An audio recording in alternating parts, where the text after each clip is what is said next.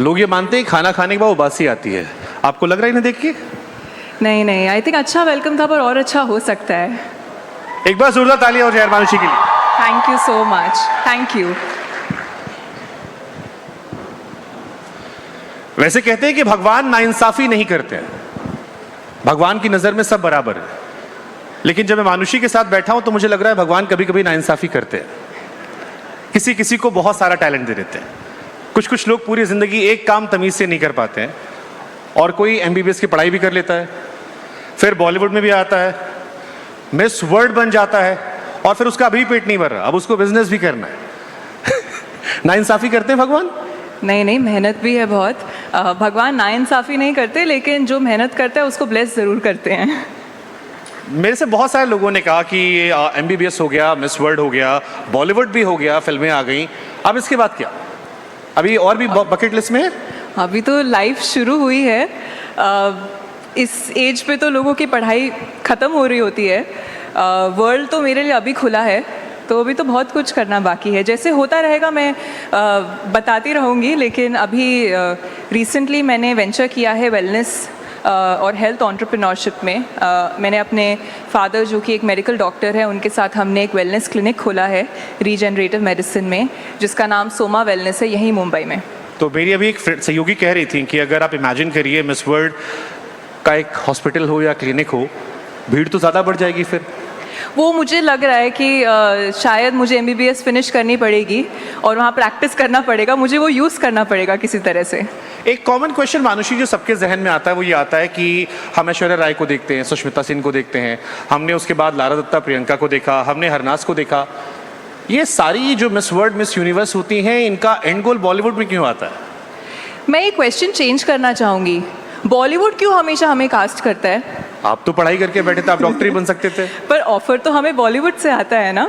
But I will say this कि जो पैजेंट्री एक प्लेटफॉर्म है जहाँ पे आपको जिस तरह का मीडिया एक्सपोजर मिलता है, लोग आपके बारे में जानते हैं, लोगों को आपको देखने में दिलचस्पी होती है, तो उसी तरह से एक एज एन आउटसाइडर, क्योंकि आप फिल्मों की दुनिया से नहीं होते, आपके लिए एक प्लेटफॉर्म होता है जहाँ पे फिल्म की दुनिया को भी इंटरेस्ट होता है आपको कास्ट करने में।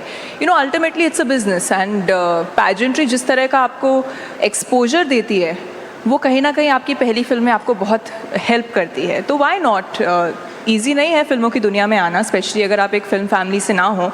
तो अगर आपको इतना बड़ा प्लेटफॉर्म दिया जाए, और अगर एक ऐसी इंडस्ट्री जो इतनी क्लोज नेट है, वो एक आउटसाइडर को एक्सेप्ट करे या एक आउटसाइडर में थोड़ा सा भी इंटरेस्ट दिखाए, तो मुझे लगता है उन अपॉर्चुनिटीज़ को मना नहीं करना चाहिए।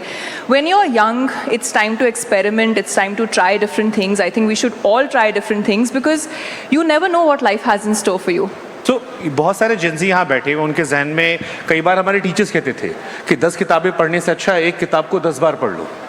जी, आप मल्टीपल करियर को एक्सप्लोर कर रहे हो, तो एक इंसान जो अभी बिल्कुल 16-17-18 साल का, किंग ऑफ नन, तो उसे मल्टीपल चीजें ट्राई करनी चाहिए, एक काम सलीके से करना चाहिए, क्योंकि आप सक्सेसफुल हो। 28 साल की उम्र में भगवान ने आपको बहुत कुछ दे दिया है, तो आप क्या सलाह दोगे उस जेंजी को?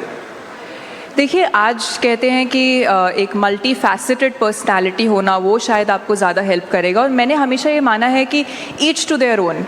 आई थिंक जो सक्सेस की डेफिनेशन है वो आपके लिए क्या मायने रखती है, वो डेफिनेशन आपके लिए क्या है, वो सिर्फ आप खुद को ही जस्टिफाई कीजिए। दुनिया की क्या डेफिनेशन है सक्सेस की, उसे चेज ना करें तो आप मानुषी की खुश डेफिनेशन क्या है रहेंगे। सक्सेस की? मैं ये मानती हूँ कि क्योंकि बचपन से ही मैं पढ़ाई में अच्छी थी, तो मुझे एक्सक्यूज़ कर दिया जाता था अगर मेरी अटेंडेंस कम होती थी, क्योंकि मैं बहुत पार्टिसिपेट करती थी। मैं क्लासिकल डांसर थी, पेंट करती थी, पार्टिसिपेट करती थी।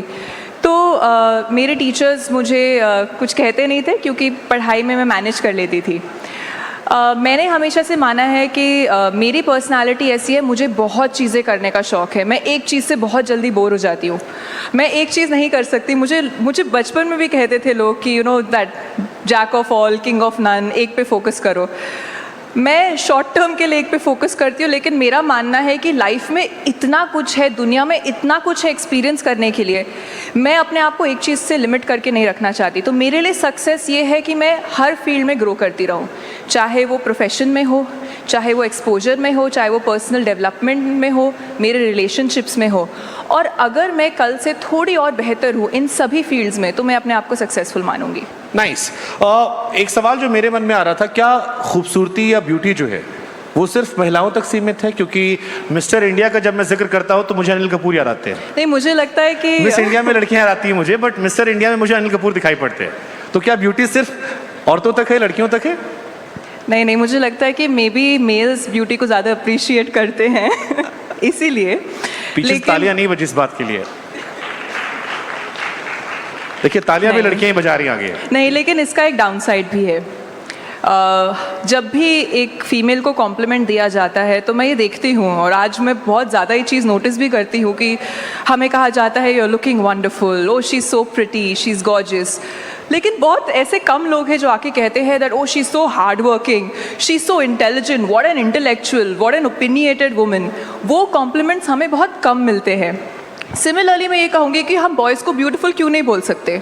हम क्यों नहीं बोल सकते उसके बाल कितने अच्छे लग रहे हैं? आप कोशिश करके देखो। नहीं, आई थिंक जब भी मैं अपने डैड को जाके बोलती हूँ कि today you are looking very handsome, he is much happier than me telling him, wow dad, what a smart answer to what I asked you.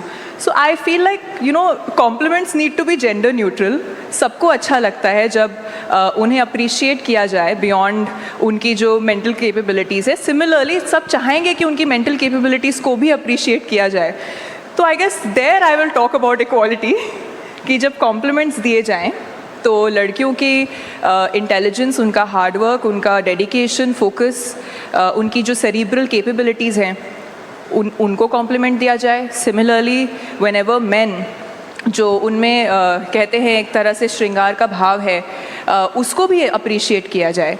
सो ये दिस गोज़ बोथ वेज। तो ब्यूटी जो है वो सिर्फ आउटर लुक्स को लेकर होती है? Absolutely not.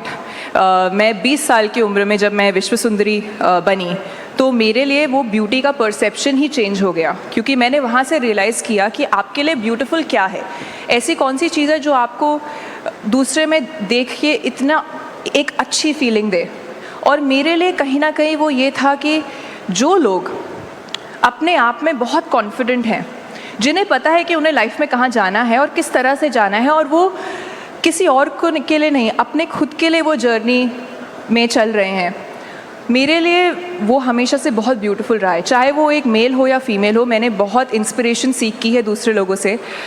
शायद इसीलिए मैं कुछ कर पाई हूँ जो भी मैंने किया है लाइफ में, क्योंकि जब भी मैं किसी और की जर्नी देखती हूँ, चाहे वो कोई एंटरटेनमेंट इंडस्ट्री में हो, चाहे वो मीडिया में हो, पॉलिटिक्स में हो, मेडिसिन में हो, हमेशा मैं ये देखती हूँ मैं इनसे क्या सीख सकती हूँ।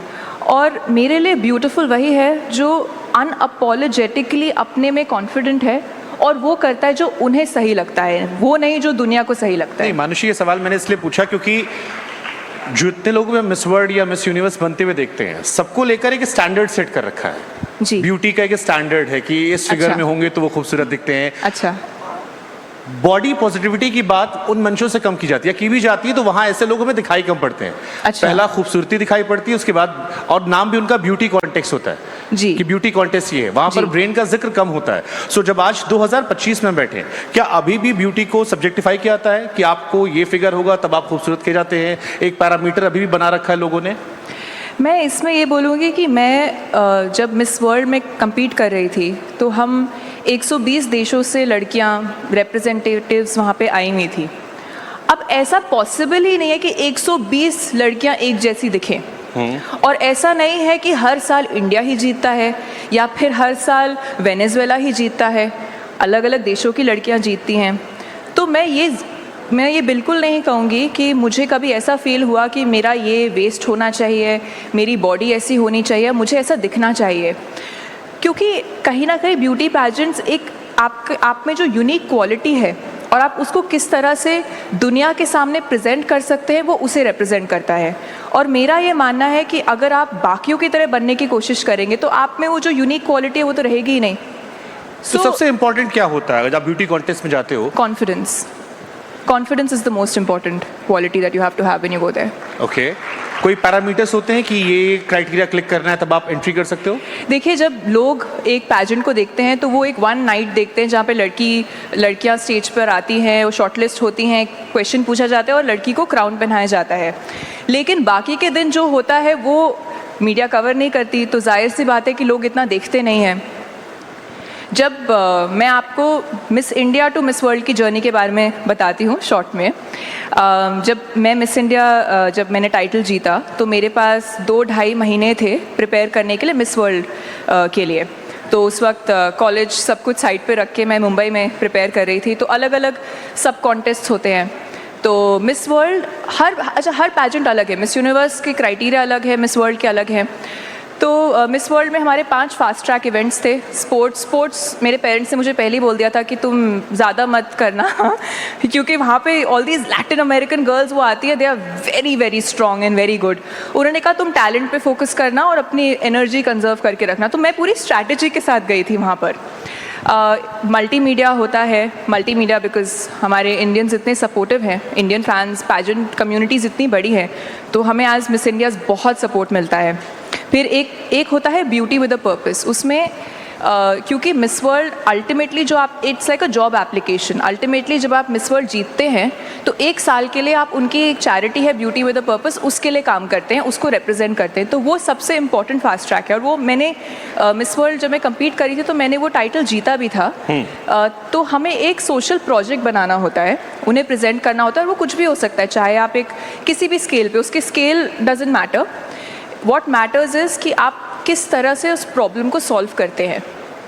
तो एक तरह से आपको बहुत अलग अलग एस्पेक्ट्स में जज किया जाता है। जब आप स्पोर्ट्स में compete कर रहे हैं तो वो ये नहीं देखना चाहते कौन सबसे स्ट्रॉन्ग है, कौन सबसे फास्ट है, बट ग्रुप में आप किस तरह से एज अ ग्रुप लीडर आप कैसे एक स्पोर्ट में खेलते हैं, कैसे compete करते हैं, आपकी कंपेटिटिव स्पिरिट को जज किया जाता है। जब ऑडियंस हमें लास्ट नाइट पर देखती है उससे पहले 1 महीना मिस वर्ल्ड टीम हमें ऑलरेडी जज कर चुकी होती है, जहाँ पे हमारे पर्सनल इंटरव्यूज़ होते हैं, हमें स्पॉन्सर्स के साथ हम काम करते हैं, मीडिया इंटरेक्शंस करते हैं उस लोकल कंट्री में। तो ऑलरेडी आपको जज किया जाता है। और ये मेरे लिए एक बहुत बड़ा सरप्राइज़ था जब मैं जिस रात को मैं मिस वर्ल्ड जीत गई, अगले दिन सुबह मैं नीचे जब ब्रेकफास्ट के लिए गई तो वहाँ जो हम जिस होटल में रह रहे थे चाइना में, वहाँ के मैनेजर मेरे पास आए और मुझे कॉन्ग्रेचुलेट करने। और उन्होंने कहा पता है जितना भी होटल का स्टाफ है, चाहे वो हाउस कीपिंग हो, सबसे एंड ऑफ द डे पूछा जाता था कि किसने किस तरह से आपके साथ बिहेव किया। और लास्ट में हम सबसे पूछा गया था कि कौन हमारे लिए विनर है। नहीं सर, हम सब ने आपको वोट दिया था। तो आपको ये तो इंडिया के संस्कार हैं जो आपको 24/7 देखा जाता है वहाँ फिर पर। लेकिन मेरा क्वेश्चन फिर वही रह गया कि फिर इसका नाम ब्यूटी पेजेंट क्यों है? आप इसमें दिमाग का इस्तेमाल कर रहे हो, आप उसमें सोशल सर्विस देख रहे हो, आप इसमें ब्रेन यूज कर रहे हो, स्पोर्ट्स में जा रहे हो, लेकिन अल्टीमेटली आप फिर वहीं पहुंच जा रहे हो कि शारीरिक सौंदर्यता जो है वो इंपॉर्टेंस आ रही है। सर, ये तो beauty is in the eyes of the beholder. Beauty शब्द को आप शारीरिक सुंदरता की तरह देख रहे हैं। मैं तो ये कह ही नहीं रही कि ये बाहरी सुंदरता के बारे में है। मैं सिर्फ समझना चाह रहा हूँ क्योंकि आपने पार्टिसिपेट किया, हम आपसे बेहतर समझ सकते हैं। हाँ जी। बहुत सारी लड़कियां हैं जो बॉडी शेमिंग को लेकर परेशान हैं। जी। बहुत सारे उदाहरण है, सेलिना गोमेज से लेकर शहनाज, जब वो पतली थी तो कहा, पहले वो मोटी थी, कहा मोटी हो मोटी हो मोटी हो, अब वेट लूज कर लिया तो कहा पतली हो गई। और ऐसे आए दिन होता है, इवन जॉब में भी होता है जी। बहुत सारी महिलाएं इस ब्यूटी स्टैंडर्ड से परेशान है कि ये फिगर होगा तभी आप खूबसूरत हो। क्या मिस इंडिया, मिस वर्ल्ड या मिस यूनिवर्स बनने के लिए कोई ऐसा ब्यूटी स्टैंडर्ड फिजिकल भी है? नहीं, बिल्कुल भी नहीं।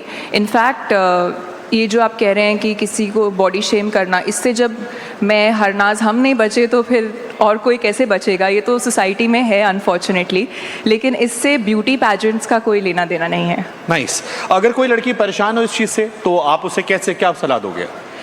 मैं यही कहूँगी कि कभी कभी अच्छा होता है कि अगर आप बाहर के नॉइज़ को बंद कर दें, क्योंकि अगर आप दूसरों के ओपिनियन को मानने लग जाएंगे तो आप अपने से कभी खुश नहीं रहेंगे। बचपन में वो बहरे मेंढक की कहानी सुनाते थे। तो अगर आप बहरे मेंढक की तरह रहेंगे तो आगे बढ़ते रहेंगे लाइफ में। जिन लोगों को आप एक मेंटोर की तरह देखते हैं उनसे सीखें, उनकी सुने, लेकिन पूरी दुनिया की आपको सुनने की कोई ज़रूरत नहीं है। 2 कान दिए हैं, कभी कभी एक कान से सुने, दूसरे कान से निकाल दें।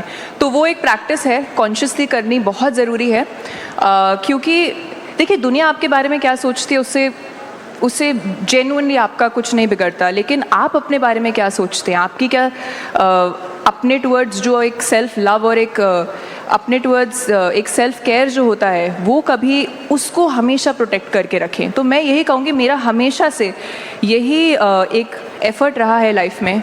देखिए, जब मैं स्टूडेंट थी तो तब मुझे शायद इतना फ़र्क नहीं पड़ता था, क्योंकि इस स्केल पे मेरे बारे में डिस्कशंस नहीं होते थे। वो स्केल बहुत ज़्यादा चेंज हुआ मिस वर्ल्ड बनने के बाद, लेकिन उस जर्नी से मैंने यही सीखा है कि मैं वही करूं जो मुझे सही लगता है और मैं दूसरों के ओपिनियन से अपने बारे में बुरा ना मानूं। शानदार। शायद आप ऑब्जेक्टिवली सुने, क्या पता उसमें कुछ सीखने के लिए हो, लेकिन मोस्टली जो क्रिटिसिज्म होता है, स्पेशली जो स्ट्रेंजर्स से आता है, उसमें कुछ आपको वो जेन्युइनली अपनी इनसिक्योरिटी प्रोजेक्ट करते हैं, उसमें उनका आपसे कुछ लेना देना नहीं होता। तो अगर आप ये समझ जाएंगे कि जो लोग वर्ल्ड में जो देखते हैं, it is a projection of what they feel with in about themselves. The minute you understand that, you can filter क्या आपको कोई नहीं, उनको हम साइड में करते हैं और हम आपके टैलेंट को और एक्सप्लोर करते हैं। वो अब आपकी इंटेलिजेंस है, आप उसको कैसे, हम आपके टैलेंट को और एक्सप्लोर करते हैं। आपने कहा आपको बहुत, आप हरियाणा से हैं जी, सो आई एम श्योर हरियाणवी तो आती होगी। I knew this was coming. मुझे समझ आती है, लेकिन मैं काम करता हूँ, मैं आपको एक हिंदी फिल्म का डायलॉग देता हूँ और आप उसे हरियाणवी में ट्रांसलेट करके रखो। बड़ा फेमस आइकॉनिक डायलॉग है। मेक श्योर कि मैं हरियाणा वापस ना जा पाऊँ इसके बाद। नहीं, बड़ा फेमस डायलॉग है, सारे लड़के कम से तालियां बजनी चाहिए। धड़कन फिल्म एक आई थी, उसमें एक बड़ा फेमस डायलॉग था कि मैं तुम्हें भूल जाऊं ये हो नहीं सकता, और तुम मुझे भूल जाओ ये मैं होने नहीं दूंगा। अच्छा, मैं हरियाणवी नहीं पर फिल्मी हरियाणवी बोल लूँ, क्योंकि फिल्मों में इतनी अच्छी हरियाणवी बोली नहीं जाती है। एक लाइन ट्राई करते हैं, मैं तुम्हें भूल जाऊं ये हो नहीं सकता। Guys please help me. ठीक है, डायलेक्ट है, मुश्किल नहीं हो सकता। मैं तुम्हें भूल जाऊं ये मैं होने नहीं दूंगा। मैं तुम्हें भूल जाऊं ये हो नहीं सकता। यो तो हो नहीं सके है कि मैं तरने भूल जाऊं, और तू हमारे को भूल जाए यो मैं होने नहीं दूंगा। समथिंग। अब ठीक है, कोई हरियाणवी नहीं है तो कोई क्रिटिसाइज नहीं कर सकता। मेरे डैड होते तो जरूर करते। आप में गाने के भी टैलेंट है? आप मुझसे हरियाणवी में गाना भी गवाना चाहते हैं? बॉलीवुड भी चल सकता है। नहीं, मतलब आपकी आवाज बड़ी खूबसूरत है। अच्छा, थैंक यू। लेकिन मेरे पीसीआर से बार-बार मुझसे कहा जा रहा था कि एक और प्रतिभा का उदाहरण पेश किया जाए, क्या पता बॉलीवुड में अगली सिंगर भी यही हो। देखिए, आपने अब कहा कि आप इतनी चीज़ों में टैलेंट है, तो शायद मैं गाना गा ही देती हूँ, क्योंकि आपको तब रियलाइज होगा कि हर इंसान हर चीज़ नहीं कर सकता। हम वही पैरामीटर पे चेक कर लेंगे, बट फिर भी कोई एक गाना जो आपके दिल के बड़े करीब हो। इतनी सारी लोग यहाँ पर है, इंतजार कर रहे हैं। मैं आप चाहते हैं कि मैं गाना गाऊं? हाँ, बस 2 लाइन। कोई भी जो आपके दिल के करीब हो। मेरे साथ गाएंगे तो मैं जरूर गाऊंगी। फिर ये सब उठ के भाग जाएंगे। अच्छा, ये इसके बाद भी सेशन है तो इनको भगाते नहीं है, ऐसे नहीं करते। मैं आपके लिए खूबसूरत सी शायरी सुना दूंगा। सुनाइए प्लीज। पहले आपको गाना सुन लेंगे। अच्छा, ओके। आप कोई गाना बताएं, मैं गाती हूँ। आपको कैसे गाने पसंद है? मुझे बहुत तरह के गाने पसंद है। डिपेंड करता है ना आप किसको सोच के गाने वाली हैं।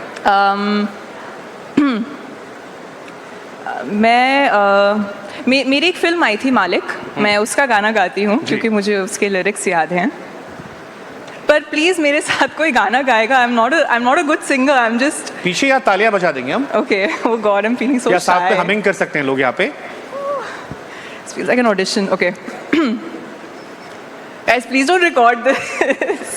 Okay, fine, record. Anyway.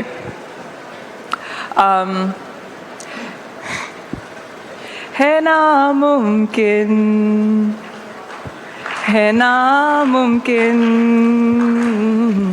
बिना तेरे मेरा होना है नामुमकिन। चलो, okay, I don't know everything now. Thank you. एक बार तालियां बनती है। नाइस। मेंटल हेल्थ की बहुत बातें होती है जी। मैं चाहता हूं कि आप बताएं, क्योंकि आई एम श्योर इस प्रोसेस से गुजरना आसान नहीं रहा होगा। हरियाणा वो स्टेट है जहां पर अभी भी कई बार चर्चा हो जाती है महिलाओं को लेकर। बहुत सारी लड़कियां होंगी जिनके ख्वाब बहुत बड़े होंगे, बहुत सारी चीज़ सोचती होंगी। उस बैरियर से कैसे आगे निकले? देखिए, मेरी जो जर्नी रही है एक तरह से डिफरेंट रही है, क्योंकि मेरा एक्सपोजर ज़्यादा रहा है। मेरे फादर DRDO में डॉक्टर थे, तो हम पहले बैंगलोर में थे, फिर दिल्ली में थे, तो उस एक्सपोजर के थ्रू जब भी मैं बाकी के डिफेंस किड्स से मिलती थी, तो कहीं ना कहीं हमारी एक बचपन से ट्रेनिंग होती है कि हम अपने हमें बहुत एक तरह से हमारा आत्मविश्वास बहुत स्ट्रॉन्ग होता है।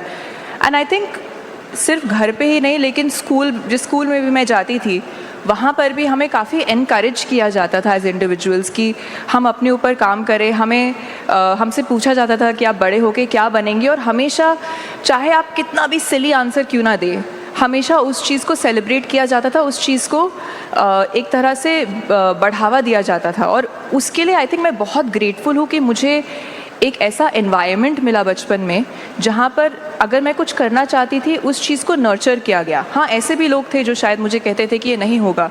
जब मैं कॉलेज में थी और मैं मिस इंडिया का प्रेपरेशन कर रही थी, तो लोगों को लगता था ये बहुत स्टूपिड चीज़ है कि MBBS के बीच में कौन सुबह मैं 4 बजे उठ के वर्कआउट के लिए जाती थी, और अपना हॉस्टल में खाना मैं खुद बनाती थी, क्योंकि मुझे काफ़ी एक स्ट्रिक्ट मैं डाइट फॉलो कर रही थी उस वक्त। तो आसपास के लोगों को इतना समझ नहीं आता था। लेकिन जो लोग मैटर करते हैं, चाहे वो आपके पेरेंट्स हों, आपके टीचर्स हों, जो भी आपके आसपास केयर गिवर्स होते हैं, उनकी क्या राय होती है, वो उसमें मैं ये ज़रूर बोलूँगी कि मेरे लिए एक बहुत बड़ा प्रिविलेज है कि मेरे पास वो लाइफ में था।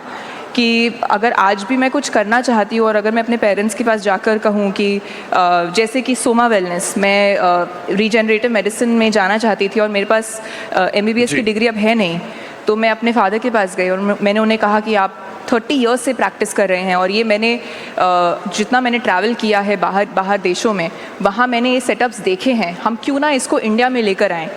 तो उनको उस एज पर अपनी एक सेटअप छोड़कर एक नया सेटअप शुरू करना, मैं ये कहूँगी कि उन्होंने मुझ में एज अ चाइल्ड बहुत ज़्यादा फेथ दिखाया।